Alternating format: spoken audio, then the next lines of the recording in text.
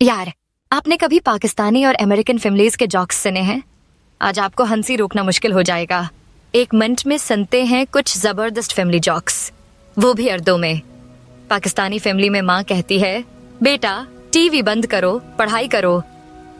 बेटा फौरन जवाब देता है, माँ मैं पढ़ाई ही कर रहा हूँ, यूट्यूब पे लेक्चर देख रहा हूँ। और अगर होमवर्क न किया तो माँ कहती है, टीवी का प्लग निकाल दूंगी। ये है हमारी पाकिस्तानी माँ की सुपर पावर। अब अमेरिकन फैमिली में बच्चा कहता है, मैम मैं गेम खेल रहा हूँ। माँ प्यार से कहती है, ठीक है बेटा, खाने से पहले होमवर्क मुकम्मल कर लेना। सादगी और आरामदेह अंदाज मजा ही कुछ और है। पाकिस्तानी फैमिली में शादी हो तो सब कहते हैं, खाने का इंतजाम अच्छा होना चाहिए।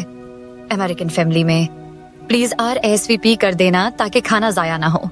देर में से दोनों का अपना अलग मजा है ना?